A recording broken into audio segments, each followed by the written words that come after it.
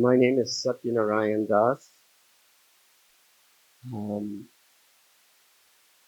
Prabhupada very kindly gave me that name on July 5th, 1972 in New York City. And when he handed me my beads, I reached out with my left hand. There was very little training in that time period.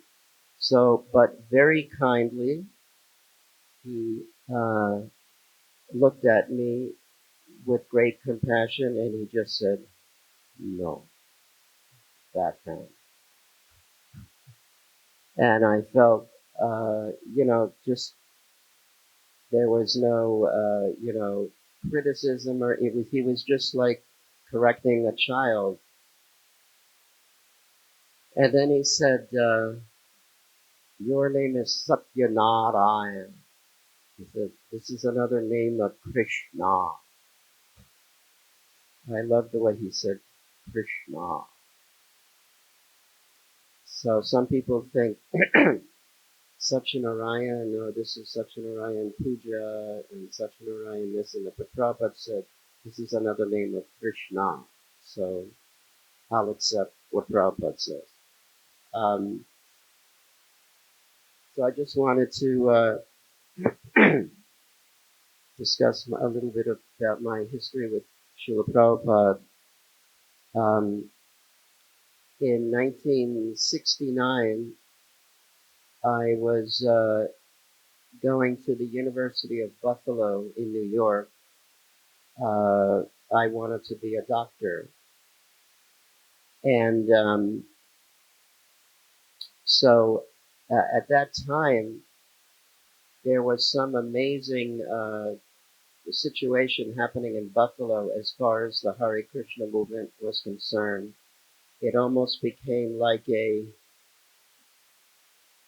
hub or a vortex of spiritual interest where eventually hundreds of devotees came out of that cold town near Canada.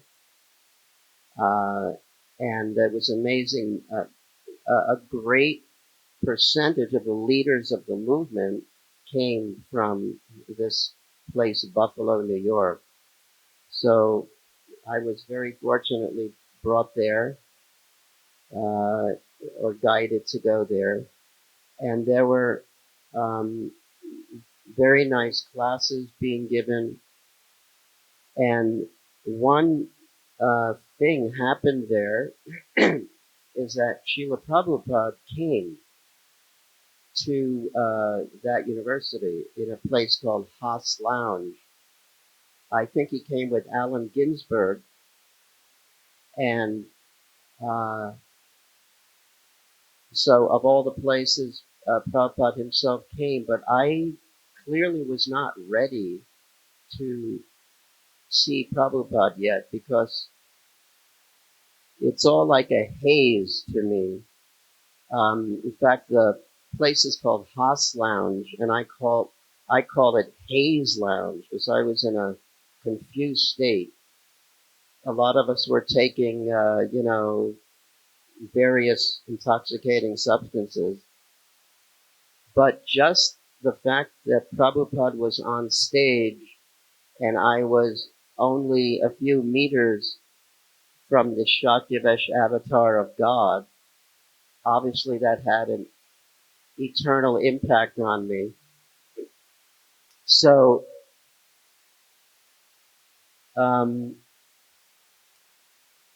that summer, I actually took a bicycle to see. They're very excited outside about this. I took a bicycle to Woodstock.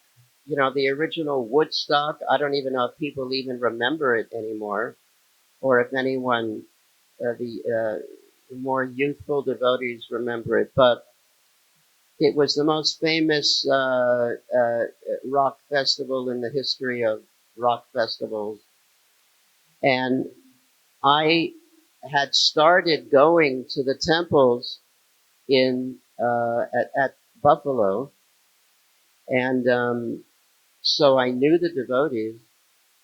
And while I was there, uh, I saw the devotees were there at Woodstock in their yellow dhotis and yellow saris, and uh, they were tiptoeing between all the people there. I think there were about 600,000 or 700,000 of the youth of America, and they were selling peacock feathers at 50 cents a piece.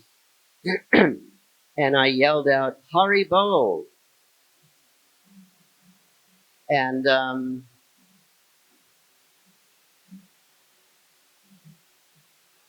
okay,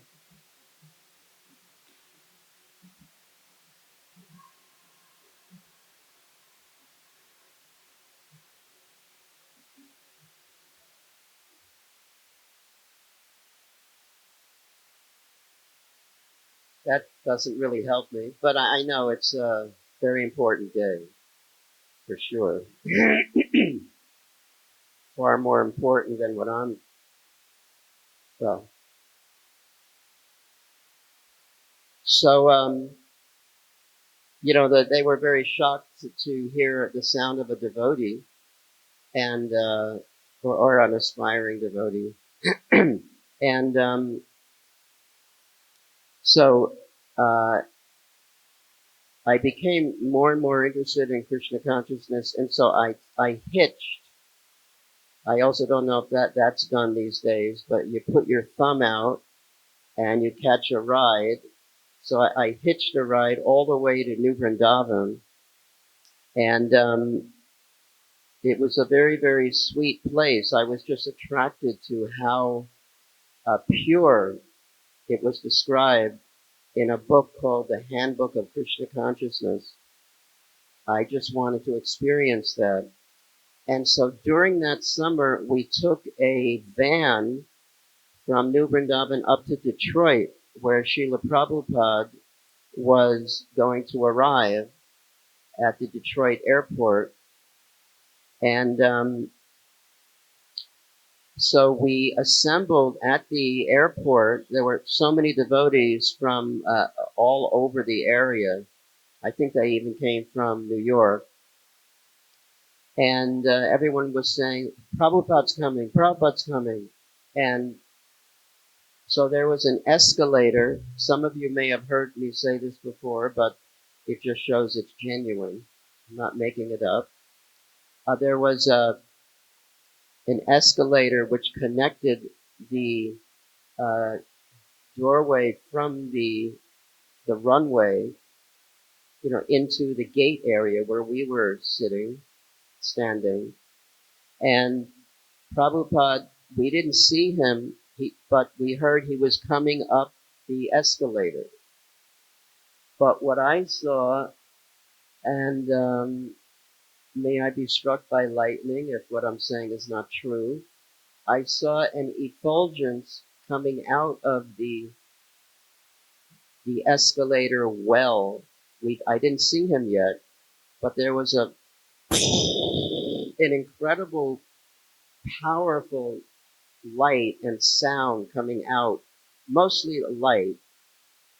And then when Prabhupada's head came up, it was literally like what's described as 10,000 suns. And I fell down and just started weeping. The mood, I don't know why, but I think it was because I felt I was seeing the truth, and I was just crying, and I couldn't even get up. I almost felt like some force hit me from behind. It was so overwhelmingly powerful, this avatar, and he allowed, at least this is what I saw, and I then finally got up, and And that wasn't even the major part. I thought that was enough. But when Prabhupada came up to the escalator, normally you just come up and you start walking off. Prabhupada came up and he continued to come up, and what I saw, he floated over to the Vyasasan and he rested into the Vyasasan. And that again I fell down. So I thought for about 30 years that maybe I hallucinated this, maybe I was crazy, but about 28, 30 years later, my godbrother Sureshwar told me that he had seen the same thing. And so now whenever I see Sureshwar, we say that we're in the Floaters Club. Because we both saw this amazing event where Srila Prabhupada, out of his pure mercy, and I'm sure that it was because of our fallen nature, there's no question, we needed to see something overwhelming. Because as far as I know, only Sureshwar and I were so fallen. I hope he doesn't mind me saying that we had this experience. So I have uh, then we went to the Detroit Temple, and I have a photo on my Facebook page of I am walking behind Srila Prabhupada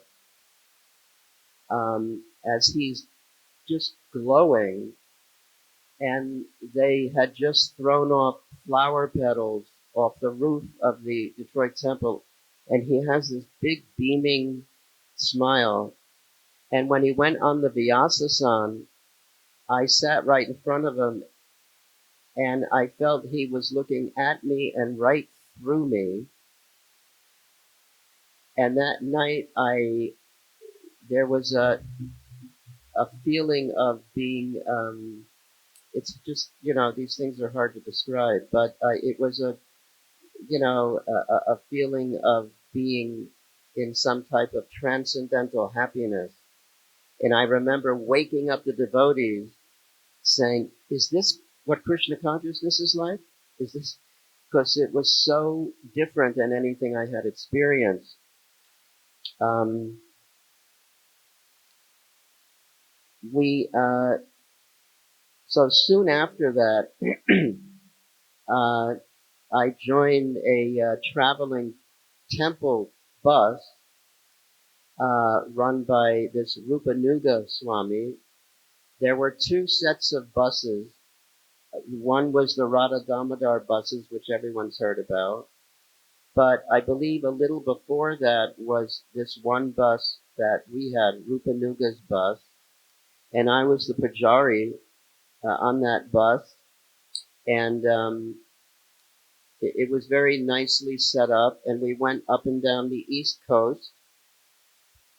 And then in 1972, we came to New Vrindavan, where Srila Prabhupada was there at the time, and between I think the Bahulaban temple there and the Vrindavan temple, Prabhupada had a little house in New Vrindavan, and we parked right outside the house, and Prabhupada came on the bus, and um, he seemed very excited, and so he came on, and as the pujari, I remember giving him Charanamrita, and he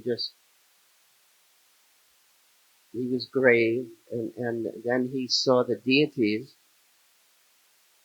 and I believe he gave obeisances.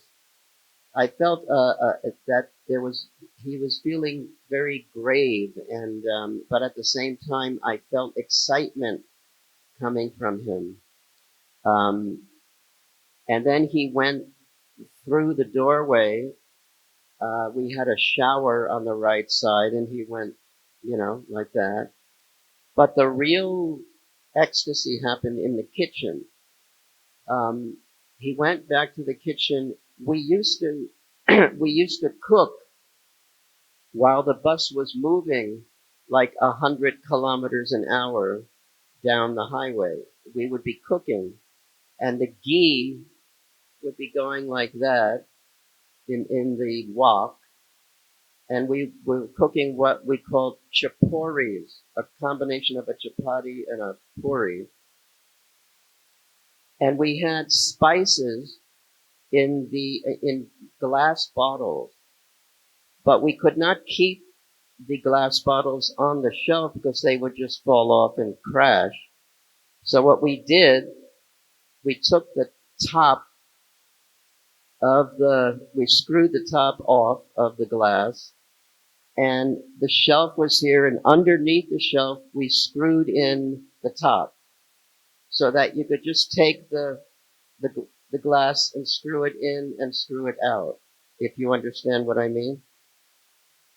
So Prabhupada saw that, and his eyes went wide, and we explained it to him, and then he started screwing it in, screwing it out, and screwing it in, screwing it out, screwing it in, and he gave a big smile, and he looked at us and he said, American ingenuity, like, American intelligence. He was just making us feel that we did something right.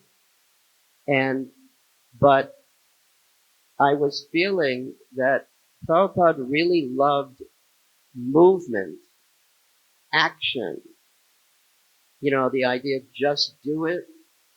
But the fact that you're moving within the movement, within the Hare Krishna movement, you're also moving in a bus. It's like Prabhupada loved adventure, excitement, adventure, and he got fully involved in it and got excited by this.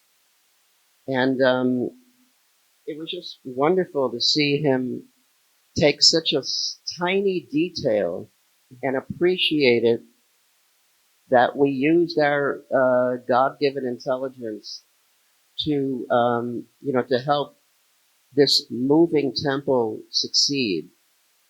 And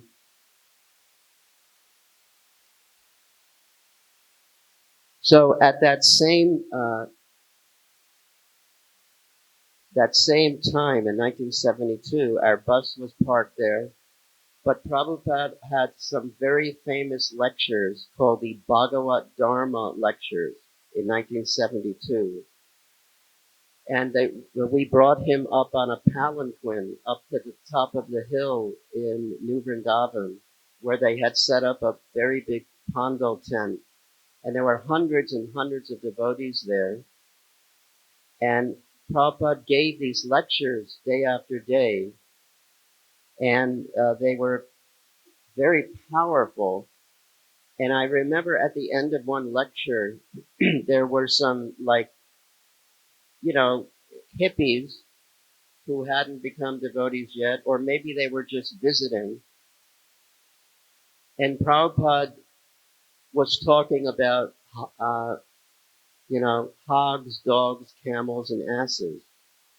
That famous verse, Shva Vidvarahoshta in the Srimad Bhagavatam. And then one of these hippies lifts his hand, like interrupting Prabhupada, and he says, "What's wrong with being a dog? I mean, what's wrong? They're, jumping and having their life. What's wrong? Why can't I be a dog?" And Prabhupada looked at him and he said, "You have my blessing." So for Prabhupada to say, "You have my blessings," because the person was being very challenging to Prabhupada, very offensive actually. And Prabhupada basically said, if you want to become a dog, you have my blessings. But the way we felt it was so heavy because as far as we were concerned, he's going to become a dog now, unless Prabhupada's mercy's there. But, I just learned then, better not to interrupt Prabhupada's classes. But he had a very bad mood. Prabhupada is a person. It's not everything is so rigid. You can offend a person. Even if they have unlimited compassion, there's a certain level that if you go beyond it, it's called aparad. So this person reached that. I didn't tell you everything he said, but so Prabhupada gave that blessing, which was very intense. But what happened after that was the most remarkable kirtan I've ever been in my life, before or since. Um, uh, Bardraj, who's a very famous painter and our godbrother, he had a beautiful voice. And so he was leading just a beautiful kirtan around us. We were standing in front of the stage. Prabhupada was on the stage playing cartels, and Vishnu Jan Swami was there, the current leaders. And he's leading a beautiful kirtan, and then somehow the kirtan flowed over the stage. I don't know how to describe it. And then Vishnu Jan took it, and he was such a powerful chanter, and so he brought it to another level, and it got to such an intense level that Prabhupada started crashing the cartels. He was just so absorbed in ecstasy that we could see that at the very peak of one of Vishnu Jan's mantras, Prabhupada just took it over. Uh,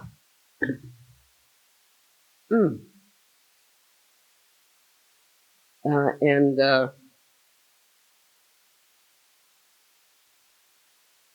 only way I can describe it is that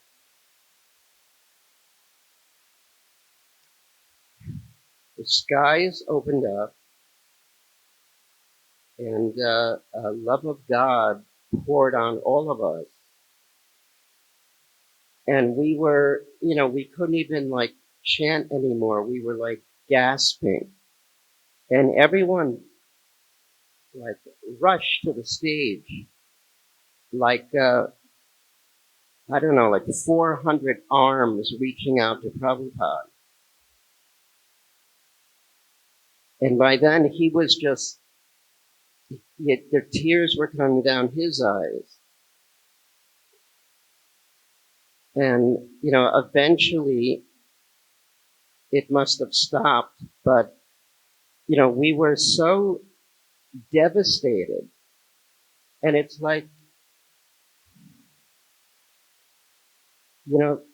spiritual life or a spiritual event like that, it was like a hurricane. And, we didn't have experience of that. It's so intense, it carries you, and it's blissful and also unfamiliar. And it's just overwhelming, and it's like the demigods opened the skies, and it just came from the spiritual world, and everyone felt it, and it affected us for days after. So if anyone thinks they've experienced a good kirtan, they can read up on that. There are accounts of that, and also in Vyasaki's book, I wrote about it, and also Radhanath Swami was there, and he wrote about it. So this is, the level of, what Prabhupada could bring. And then, Prabhupada was living always on that plane. And, but when we would get glimpses of it, it was just like overwhelming. So, I just wanted to bring that up. So after those events, um, pretty soon I collected to go to India in February 1974, and when I arrived in Delhi, the first time I had ever been to India, Srila Prabhupada was at that temple, the old Delhi temple, and he, Lakshmi Moni was there, and she was cooking for Prabhupada. So she also was from Buffalo, University of Buffalo, so I remembered her, and so I was helping her cook, and she, I was just basically, she did practically everything, but I was helping roll out the chapatis, and I brought them into Prabhupada. He was staying on the roof of this first temple, and I remember he was like a general, like you read about in World War II, Rommel, who was, I think, in Africa, and these powerful generals, leading armies and having world strategies while they're in a canvas tent. And that's how I viewed Prabhupada. It was like he was this general having armies all over the world. Yet this was a time he was just, you know, the maps were put away and the strategies, and he was just taking his meal, but with such an intensity, the same intensity. And when I remember bringing in the puri, bringing the chapatis, and he gave just the slightest nod. I mean, I could barely, but it was like kind of saying, "Okay, bring the next one." Um, and we tried to make them, puffed up because he wanted everything very, very hot. Um, and I remember Lakshmi Moni later, she gave him a chadar, a very nice chadar that, because it was cold then, it was February 74 in Delhi. And I just remember being very envious of her because Prabhupada looked at her with, love in his eyes because she gave him that gift. I didn't bring anything, but so she seemed to have a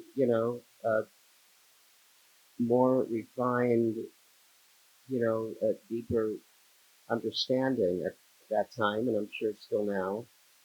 So it was, I learned something then that it's all personal, and we have to keep giving to the spiritual master. Um, Later, I think the next day, I went to Srila Prabhupada, and because I had a degree from the University of Buffalo in biology, I still wanted to be a doctor, even though I was, initiated and second initiated, but I still had this desire of maybe being a doctor for Krishna somehow.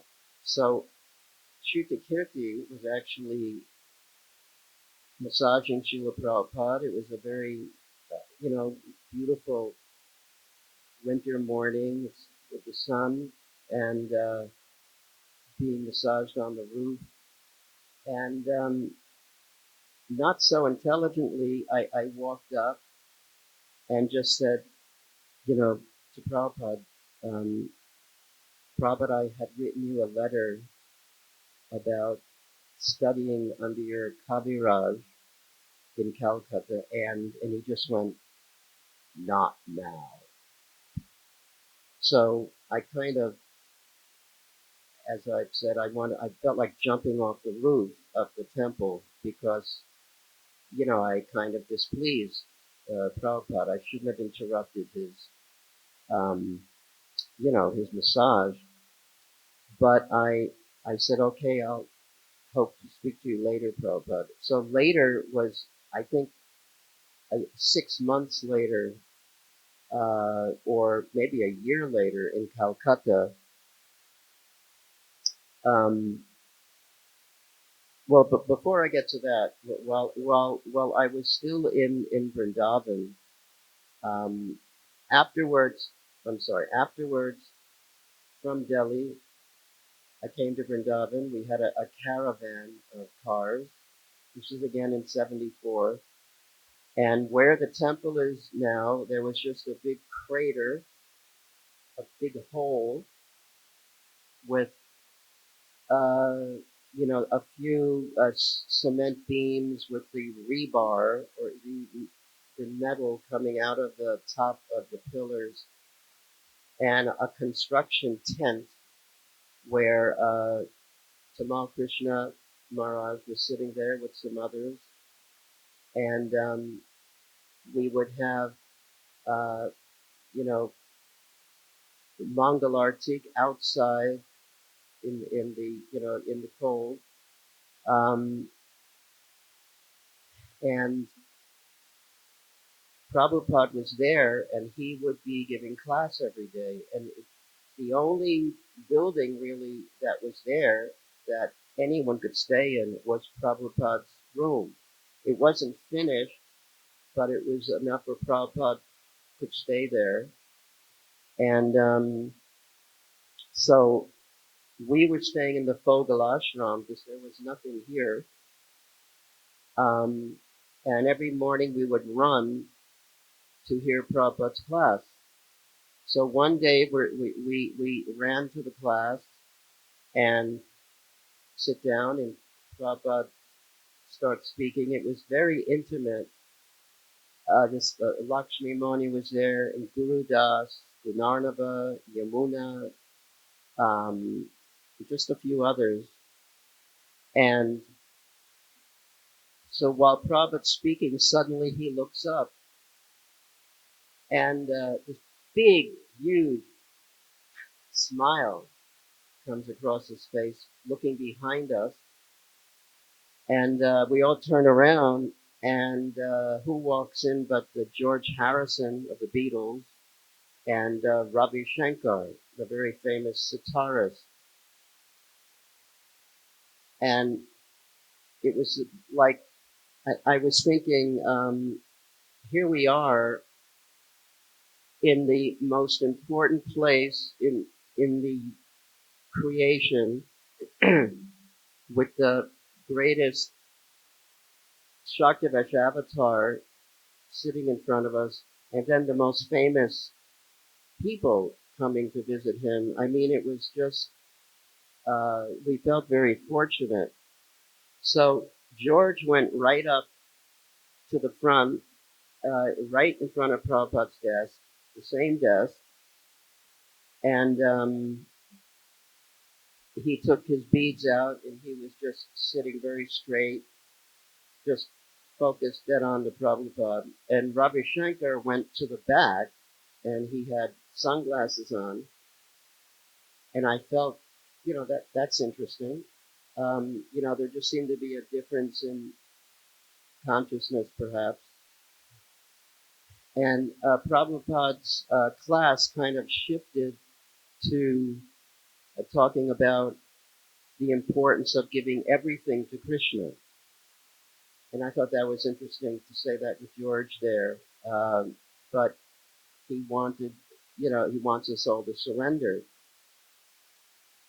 And then George it was clear the class was getting over, and George kind of stood up, and then he saw Yamuna, and just a few years earlier, he had done the Radha Krishna Temple album in London with Yamuna, and they had such a sweet, like, transcendental relationship, Yamuna and Guru Das, and he ran over right in front of Prabhupada. He ran over to her and kissed her on the cheek, and we were thinking, "Oh my God, he's kissed Yamuna in front of Prabhupada," and Prabhupada was just beaming like a loving grandfather in a family.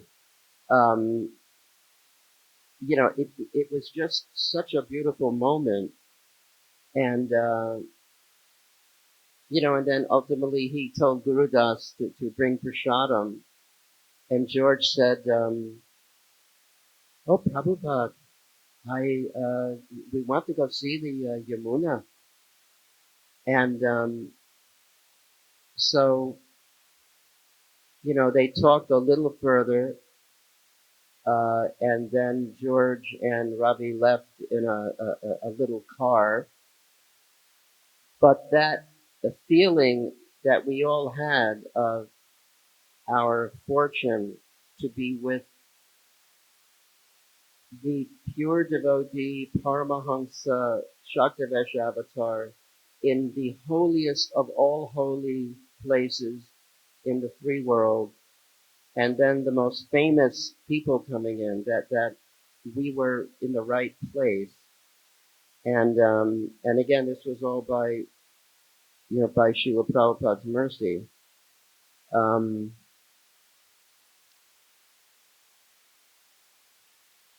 so after that, um, uh, soon after that, I went to Mayapur. I had gone for the first 1974 Mayapur festival when a lot of people were sick, but Prabhupada was caring for us. And then in the next uh, festival, I went on. We had a boat called the Nitai Padakamalam boat, which we took out on the Ganges, and again, I would just like on the just like with the bus, Rupanuga's bus, I was again the pujari, and uh, we had beautiful Neem Gornitai deities. So, and Prabhupada came on that boat just like he came on the bus.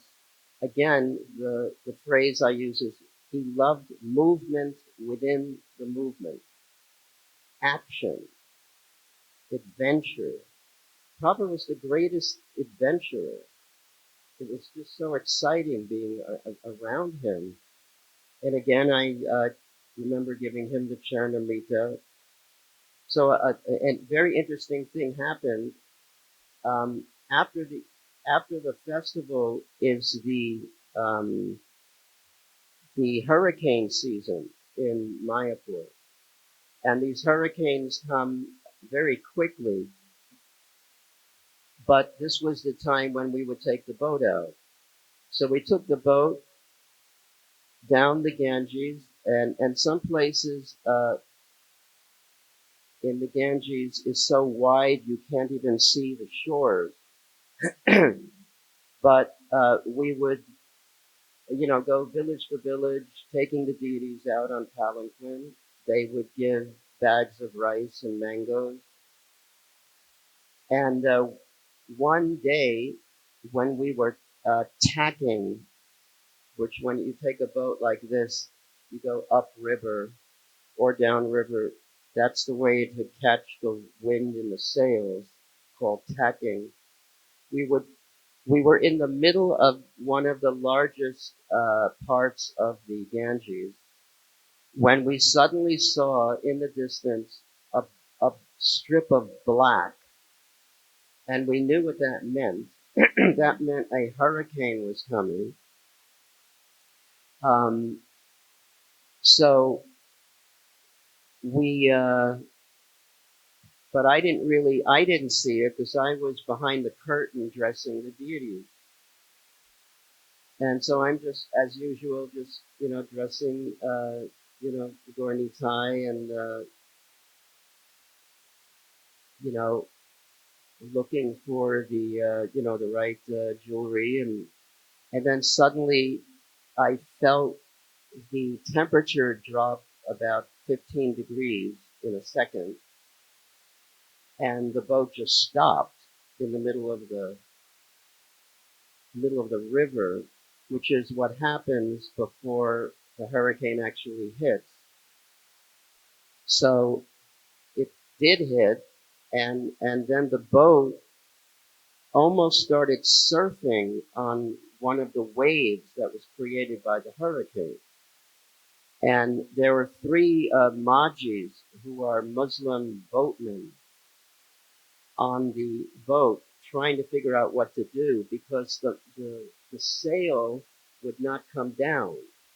It was stuck. The knot was so tight. And you have to take the sail down because then there's no wind pulling the boat over. But they couldn't do it for a while. And so the boat's rocking. And one time, but I'm still trying to dress the deities and hold the deities. So I turned around to get a necklace, and I turned back, and Nityananda Prabhu was gone. He was just gone. There was Mahaprabhu, but not Nitai. And so, this was like off-putting. It was like a tremendous shock. And what had happened is that Nityananda Prabhu had flown off the altar and into the lap of a brahmachari who was sitting in the temple room. And, eventually the Majis figured out what to do. That they broke off the knife from, one of those kitchen knives that you cut the subjis on. He broke the knife off the holder and climbed up the mast and hit the rope until it broke. And then the mast went, loose. And then we just went up and down. Not that the boat was going to turn over. So Bhavananda was the captain at that time of the ship. And he told Prabhupada when we finally got back, he told Prabhupada about this. And he said, Prabhupada, we had a very serious incident where one of the deities actually fell off the altar. And I don't think it touched the ground, but it might have. And Prabhupada went, oh, it's very grave. And then Prabhupada said, which deity? Which deity was this? And he said, Prabhupada is Nityananda Prabhu. And Prabhupada said, oh, Nityananda Prabhu, he is a very controversial character. In other words, um, he felt like flying off the altar. This is Nitai, Nityananda. He can do whatever he likes. And I think that, again, one of the reasons of Prabhupada's forgiving mood was because of this challenge that we took to, be moving within the movement, to actually do something exciting and adventure to spread Krishna consciousness. So he was much more forgiving than if, a deity would fall over in a temple, God forbid. He was much more forgiving and understanding because these things happen, when you're kind of at war and you're in a great adventure and you're taking risks. I think Prabhupada liked um, calculated risk, not foolish risk, but if you calculate it carefully and you go a little bit to the edge and then a little beyond, um, this is what gets the attention of the spiritual master. In the service of saving humanity, to go a little beyond or way beyond one's comfort and to try to accomplish something. So um, we were very relieved that that Prabhupada felt that that was, not so serious. When I came up to Calcutta after that, I became again, how nice she just arrived, Narayani Mataji. Uh, she was dressing, were you dressing Radha or Govinda? And Purna Pragya was, dressing Radharani. And I was always either dressing on all these different circumstances, either Gaurnitai or Mahaprabhu. So I dressed Mahaprabhu on that altar. And so this is the time when I had my chance to talk to Srila Prabhupada again about being a doctor, which I was like almost a curse that I wanted really to do this, but I had a good intention to help others by being a doctor. So Satsvarup Maharaj was the secretary at that time, and Prabhupada was alone in his room at the end of the Calcutta temple on the balcony at 3 Albert Road, Calcutta. And so he said, yes, you can go in. And so when I went in there, does anyone have the time?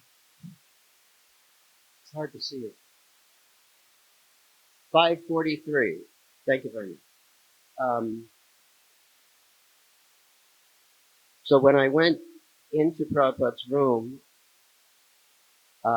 he was clearly having a discussion that I saw.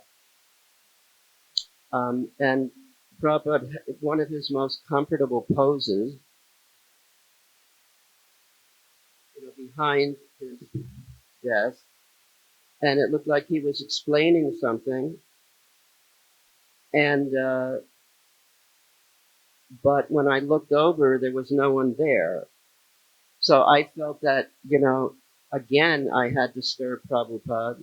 He was probably talking to Narada Muni or to Bhaktisiddhanta Saraswati Thakur or someone that I certainly couldn't see.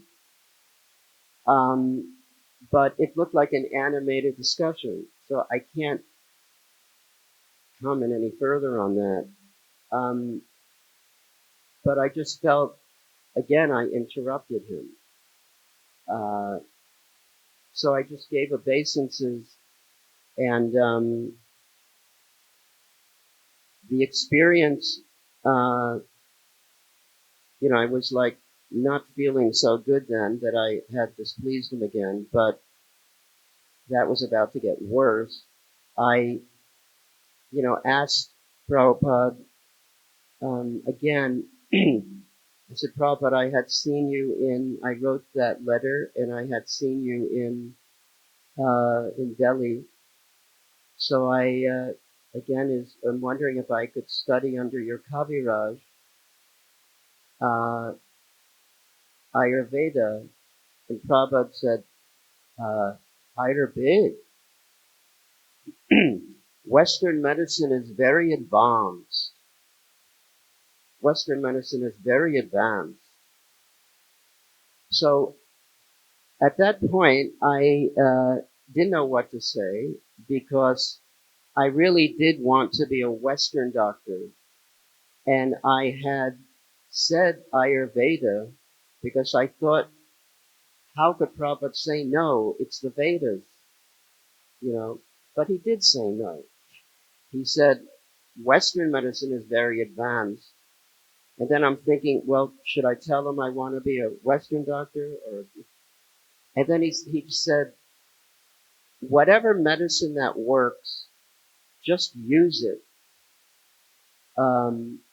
Not that you should become one, but just use it. And then he did the thing which changed my life. He lifted up one of his books and he said, just work with my books and be a spiritual doctor. So that changed everything. In just a few minutes, the Prabhupada could change the direction of one's life. And I never really thought seriously of being a doctor with a degree again. I've learned things that I share with people, but, that desire disappeared. What replaced it was almost immediate. When a Paramahansa pure devotee gives an order, it was actually, I take it as an order, work with his books and be a spiritual doctor. It's not that he's just giving you words. The whole material universe kind of bends to make that work for you. If you move forward, if you take the step forward, it's like everything opens up. Like practically the same day, I was offered to go on the BBT, to join the BBT library party, which became one of the greatest adventures that anyone who was a part of that experience in many different countries, all over the world. But and then if I had any doubt, Guru Kripa, Maharaj and Yasodananda, they arrived pretty much just after that happened. And they said, why don't you do something for your spiritual master? You know, in the way they did it. And I thought I was doing something. I was a pujari. But they meant like, get out there and do something, just so from both angles, I was given this opportunity and I was, kind of like said, just get out there and do it. So,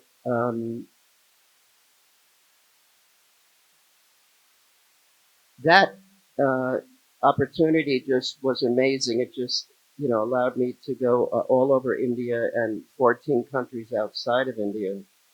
But while still in India, we had these, I think Gargamuni spoke the other day, Gargamuni Prabhu, and he arranged for 6 vans to come overland from Germany, 6 Mercedes vans. And I had one of those vans with a few other devotees. And we went, all over India, going to the university libraries and getting standing orders of Prabhupada's books. It was a standing order because Prabhupada was on the 5th canto then, still translating. And so that, we tried to travel along the same route that Lord Chaitanya Mahaprabhu took. But it was very, very exciting and an amazing, at least in my life, thing happened when we went up to Himachal Pradesh and Kashmir.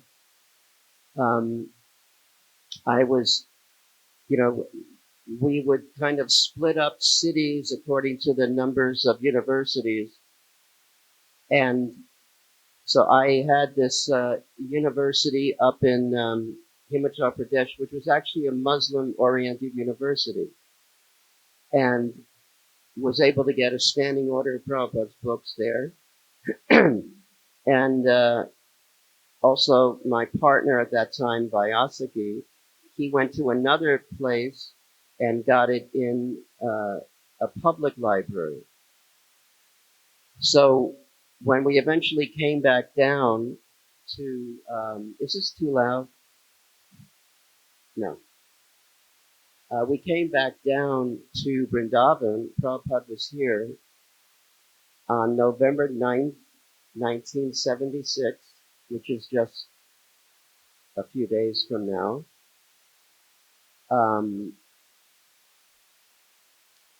He we were invited to share with him our experience. And this time, Prabhupada invited us in. I didn't invite myself like I did in Calcutta. Prabhupada invited us in, and he was, very excited to see his BBT library men. And I was,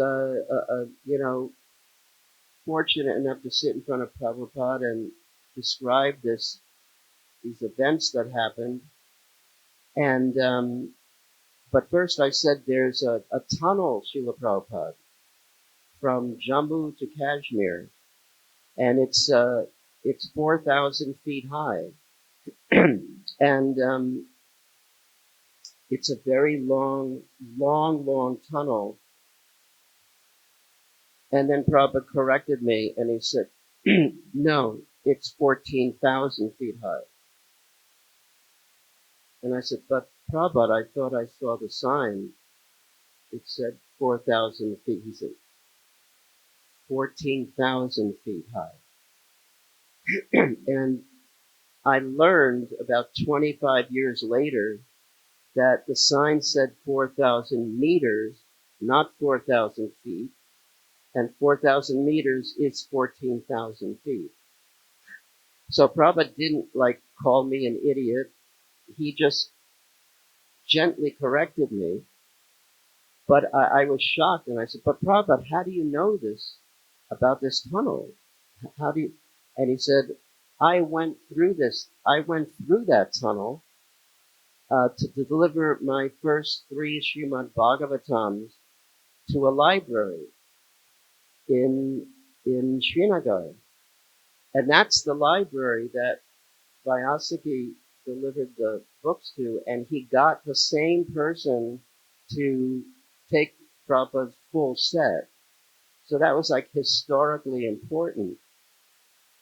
And then I started to talk about my work with the other university, and the minute I said the word Muslim,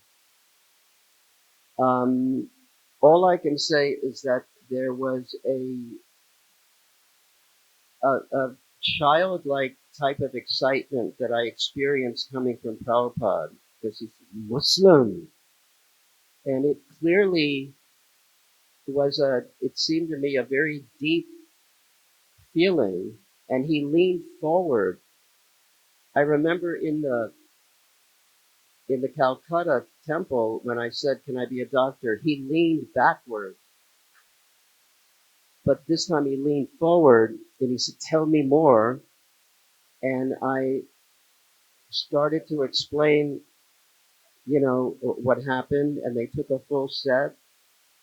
And later in that conversation, he made that amazing statement, which is kind of legendary now in ISKCON. I think he might have made it to Tribhuvannath Prabhu in the Middle East, but he said, "Anyone who helps preach in the Muslim world, I take the dust from their feet and put it on my head."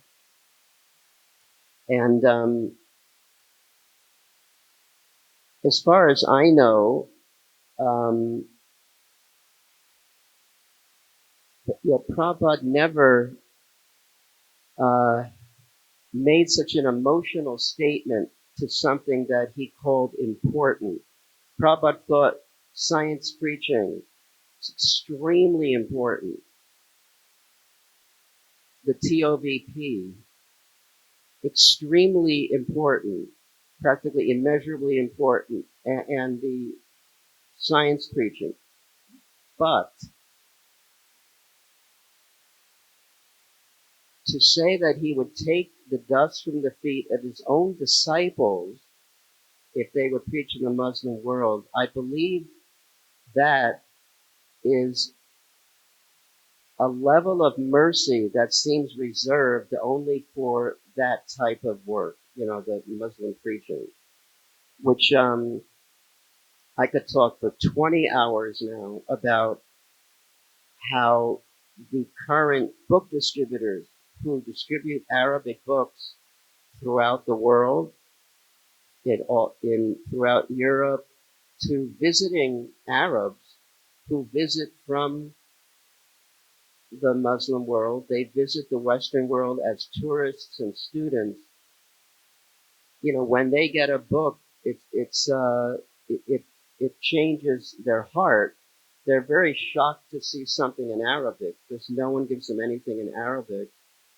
And some of the women wearing the hijab, they start tearing up because they feel they're not used to getting love from people. They're used to getting hate or fear. So it's a very amazing experience. And the book distributors write us and tell us how their entire joy of Krishna consciousness has risen because of this. So that is all Prabhupada's mercy, that special blessing. So that it could be talked about for forever. I have till 6:30 here. Maybe we can get back to it, but when we went outside of India on the library party, which we started to do in 1976, we went outside to Thailand, Malaysia, Singapore, Hong Kong, and then Indonesia. And we went to the Philippines and then Indonesia. We went to, we're fortunate to go to hundreds of universities and get these books into the libraries. In Indonesia, around in November 1977, we knew Srila Prabhupada was ill, but we didn't have much communication. There wasn't, we didn't use phones much, and mostly things would come by telegram. So I actually was in Java, in Jakarta, and Vyasaki was in Bali. So I was working my way over throughout the island of Java, going to the universities in Surabaya and this and that. And I just remember this very ecstatic, I don't know, especially ecstatic feeling doing this work. And by the time I got to Bali, 3 days later, that's when Vyasaki told me that Srila Prabhupada had left the world 3 days earlier. And then I had my reaction, intense reaction, as all of us did, God brothers and God sisters. But I was amazed that even though Prabhupada had left, while I was doing the book distribution, I was still feeling the ecstasy of the book distribution. Because, in fact, Prabhupada, he is not manifest, but he is definitely here. And he is enlivening all of us. And I felt that very pointedly at that time. And no one should think, that, Prabhupada is not still holding up this movement. I'm sure this is why the movement is still here. because Srila Prabhupada and Mahaprabhu are still very much involved in the most important movement in the world. Um, I, I just wanted to ask, are there any book distributors here? 2, 3. Um, because Srila Prabhupada gave me this order, and because I was one of the people that he said it should, you know, get his books in the Muslim languages, I just wanted to talk a little more about that. If and I will bring up Prabhupada, but the um, the experience that the book distributors are having.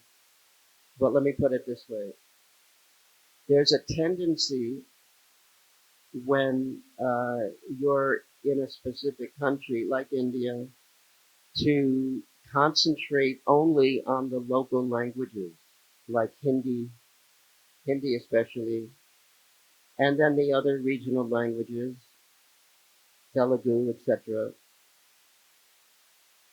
But Srila Prabhupada very pointedly said that he called it the International Society for Krishna Consciousness. It's obviously it's not the Hindi Society for Krishna Consciousness or the English Society for Krishna Consciousness. It's the International Society for Krishna Consciousness. And he felt that wherever uh, wherever people are, whatever country they're in, if they're visiting or studying, or they should get books in their own language. Why?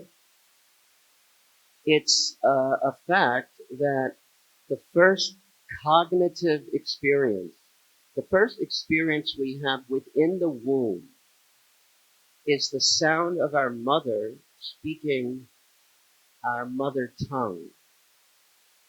The only external intellectual cognitive experience that we have, it's the first thing we hear, is the sound of our mother tongue. That's why they call it mother tongue, the mother speaking. And um, so if you're in a foreign land, just by seeing, this has happened thousands of times I've seen, just by seeing your language, uh, it's a very comforting thing because there's nothing that goes deeper. So um, the division that I am running is it's concentrating on these unique pioneering languages, I guess you'd call them, Arabic, Persian. But there are many, for example, students who come from the Middle East and they study in South India. And many Arabs come to these medical tourism hospitals throughout Delhi, and they go to the hospitals there. So they have an opportunity, and they're here temporarily, students and tourists. So when they get a book in their own mother tongue, just like we have them here, Devi Shakti sells our Arabic books, they all take them home with them to Oman, Saudi Arabia, Kuwait, Afghanistan, and we have proof of this. I get letters in Arabic that I get translated, and they're emailed to me because our email is in the back of every book, and they say that my cousin is coming home to the Middle East from Detroit or from Berlin or Sydney, Australia. Can you please send him 2 of your Arabic big books? the Gitas. Here's my PayPal account because he's going to bring it home to us. So it's a way that an area that is shut off completely from having the blessing of personal exchange with the devotees, it's pretty much the only way that they can get Prabhupada's books. And, this is, of course, very respectful to the Quran. And what's amazing is that we have distributed in the past 8 years in all over the Western world, just like I mentioned for India, it happens all over the Western world, about 200,000 Arabic books,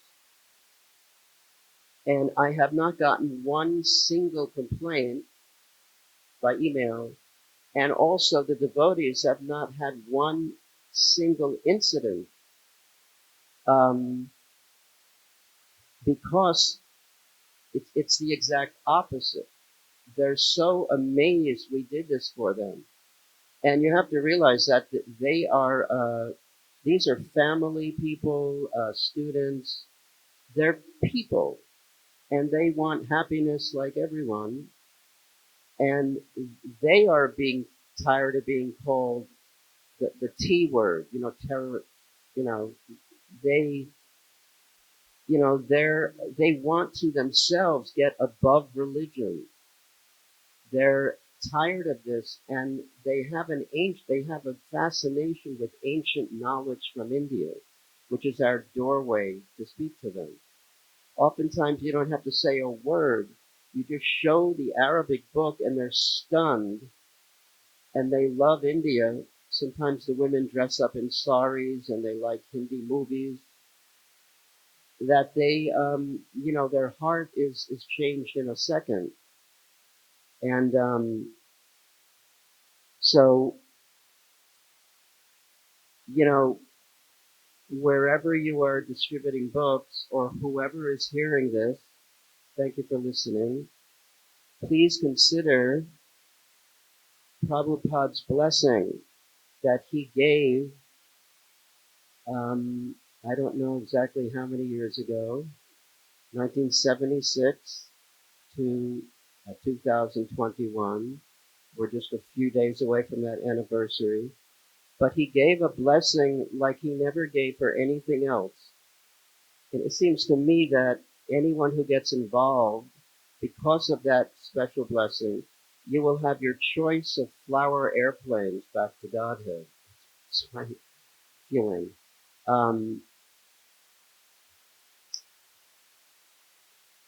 So I just wanted to know, does anyone have any questions about, I would love to hear any questions or comments on anything I said. Narayan.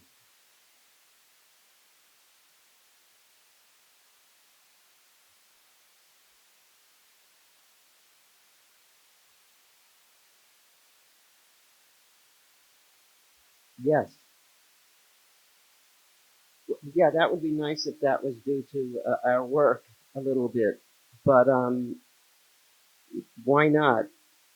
Uh, I think, just like what happened in Russia, you know, this is the last frontier of just sharing God consciousness, but from a philosophical understanding and the deepest understanding.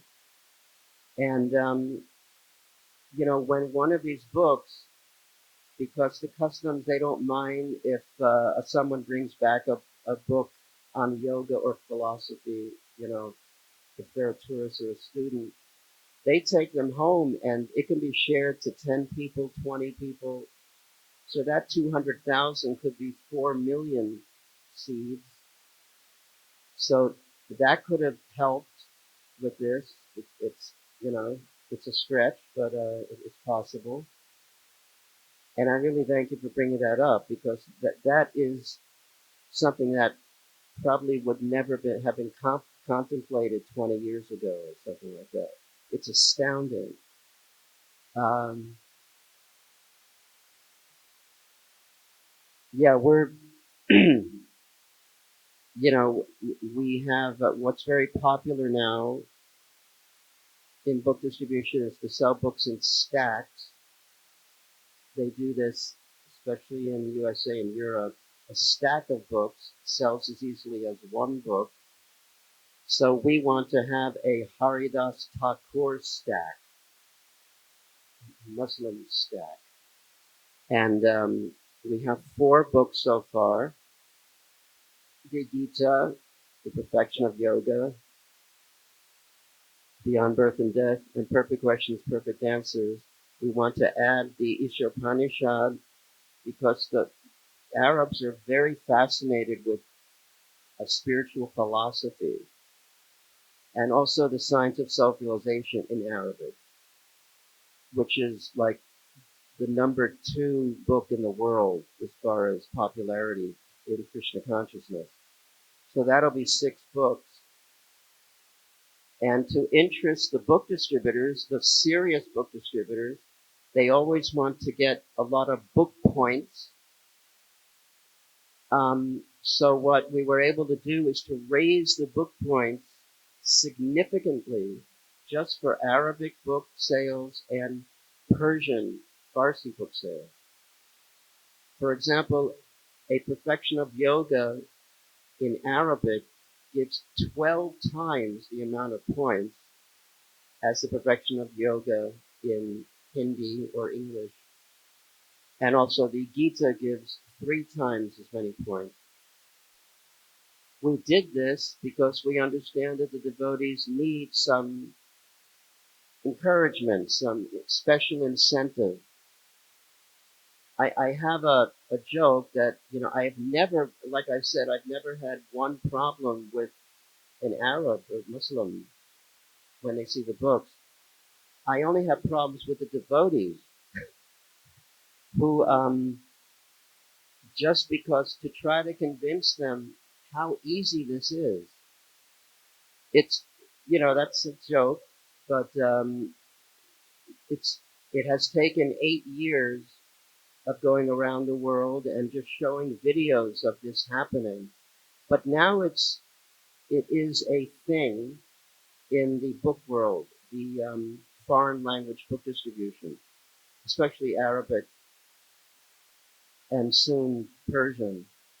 Um, in fact, Germany is now fighting France for control of each month.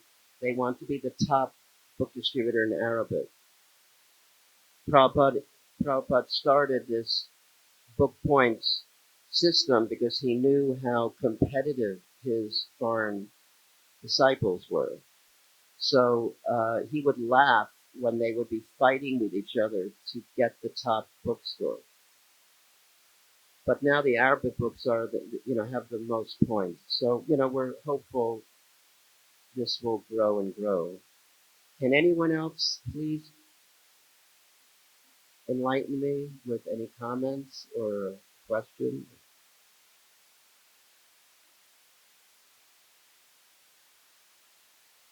Yes, Prabhu.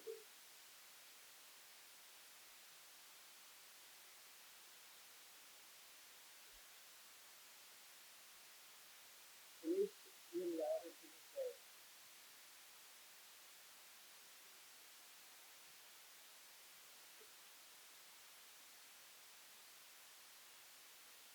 Yes, yes. That's a very good question.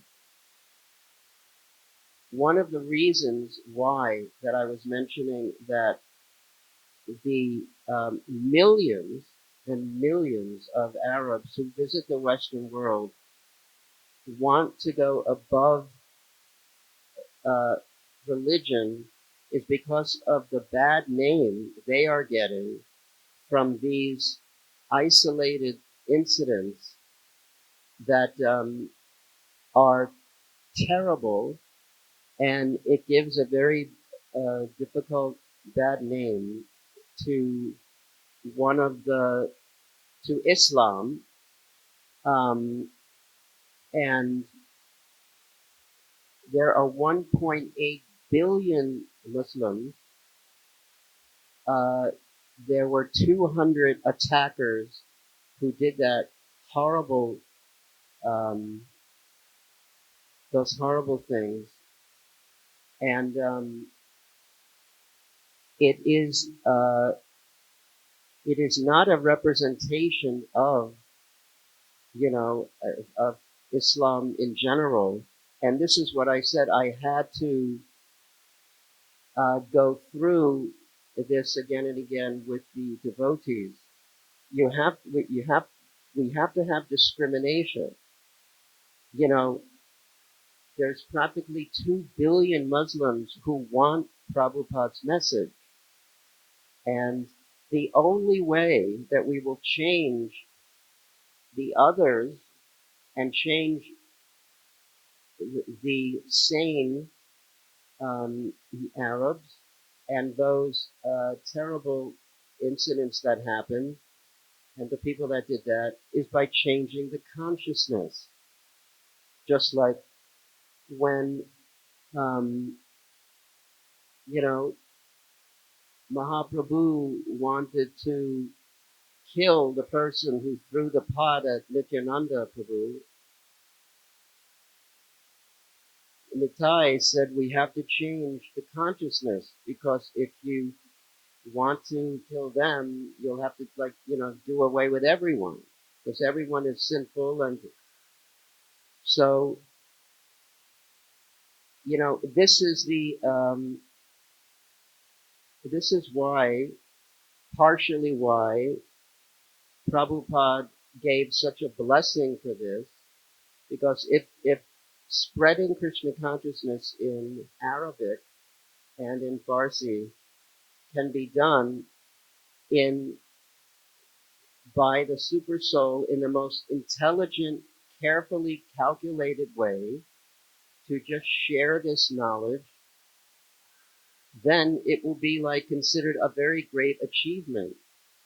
Um, and it's the only cure for fanaticism and, for any level, from anyone. It's the only cure is to change consciousness.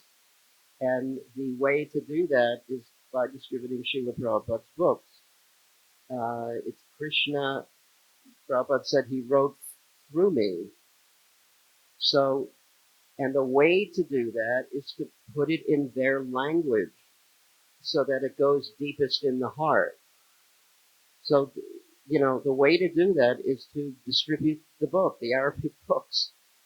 This is a way to, there's no other way to do it except through, changing the consciousness. As far as that specific incident, of course, I think the local prime minister, I forget, she said we're going to hunt down these people in Sudan. I don't want to talk about this so much, but you know, but the way to actually do it for good, to change the world, is to get this transcendental knowledge out there.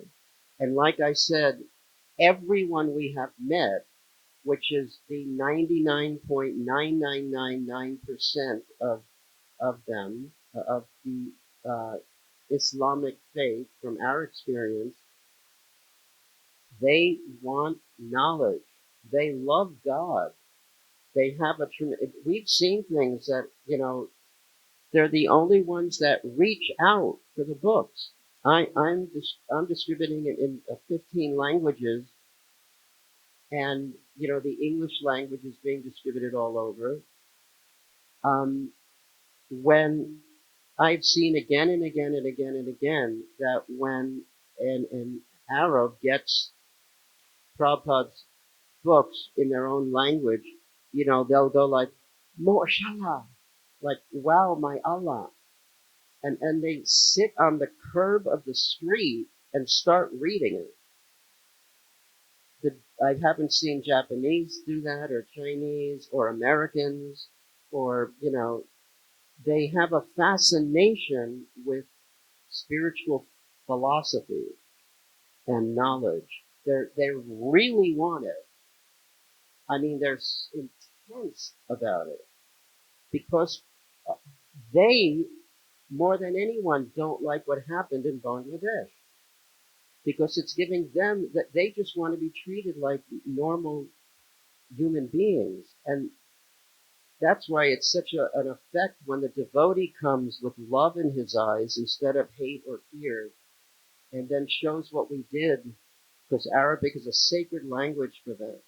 To have put it in their sacred language, it just, it's one of the highlights of their entire stay in whatever country, and they want even more than us practically. They want the books.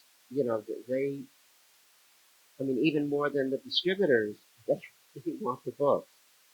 So it's like a heartwarming thing.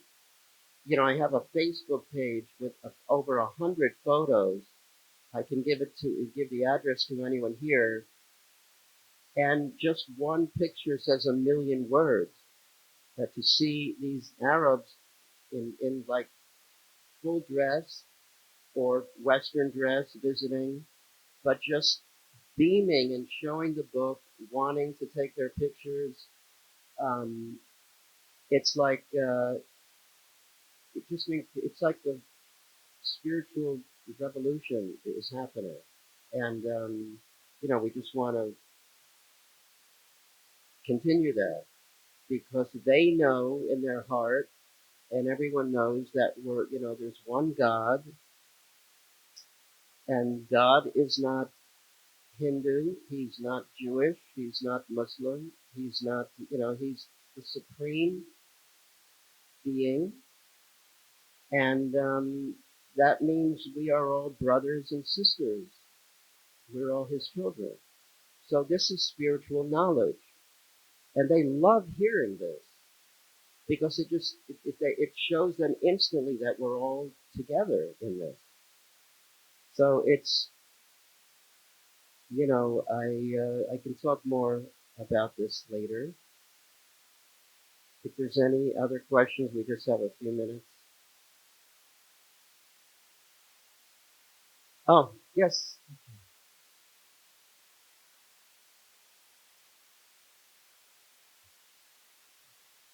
Thank you, everyone, for your patience. Hare Krishna. Can you please come closer? I'm sorry.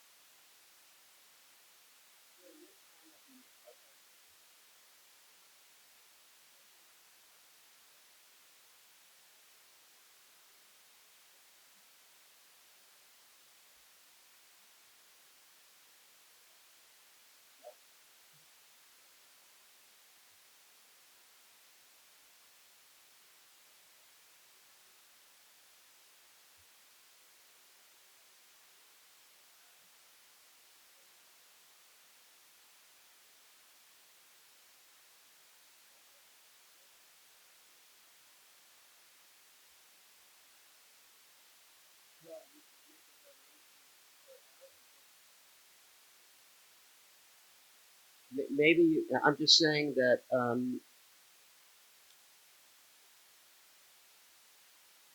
you're a good example. Have you ever thought, from everything I've just said about the importance of Arabic book distribution, would you ever think of helping to sponsor Arabic book distribution so that the Arabs could have this type of knowledge? Would that ever enter your? Why not? Why not? Oh, you never thought of it. Well, please think of it because it will make up for the difference in what you're feeling. Because as I said, Prabhupada's blessing it's a special blessing of ecstasy and mercy just for these languages. He never said that about anything else. He didn't say for any other language that he would take the dust from the feet and put it on his head.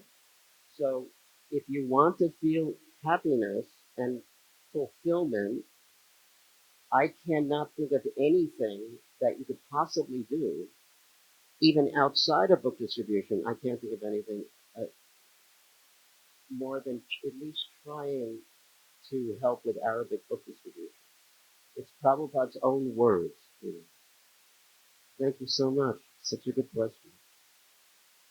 One last question. Please feel free, Mataji, you're busy. Thank you so much for coming.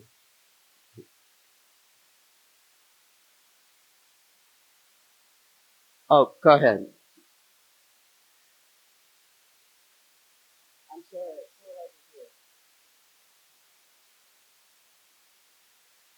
What you want to see the book?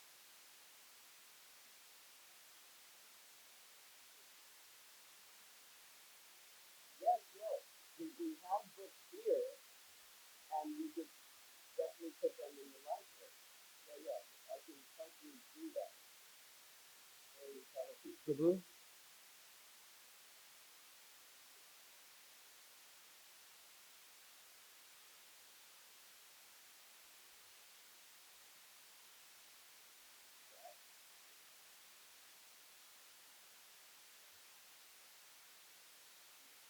Like I said, um,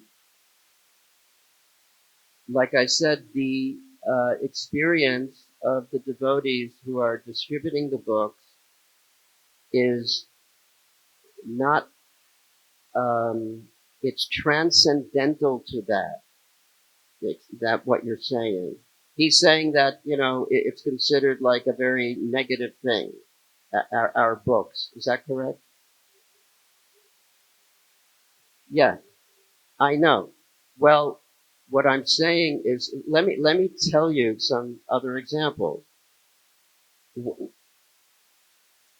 Any material reasoning or material consciousness can be there, but when you have contact with Krishna or Krishna's devotees or transcendental literature, those concepts are kind of like smashed. They're like they dissolve away because it's like a higher knowledge.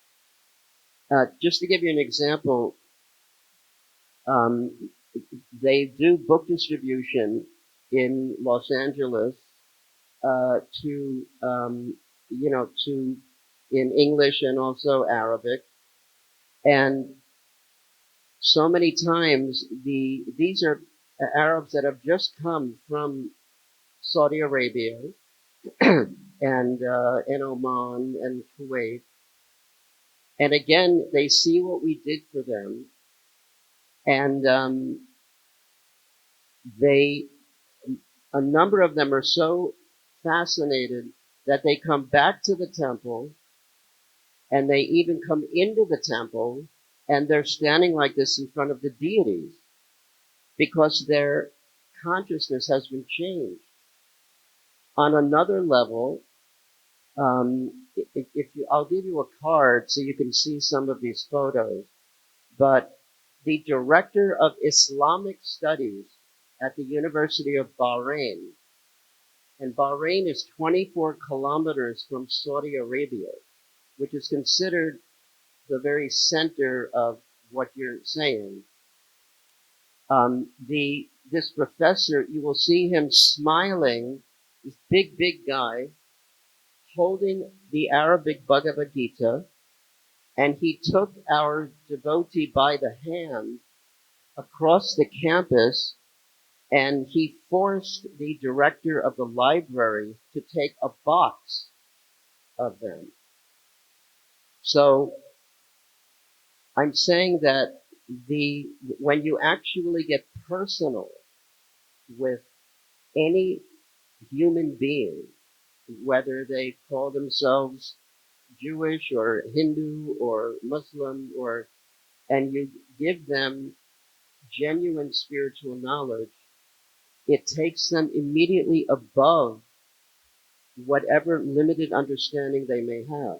This is our experience over and over and over again, even in the Middle East. Thank you, Prabhuji. Thank you so much for your time. We're out of time. I really appreciate you coming here, and Srila Prabhupada ki!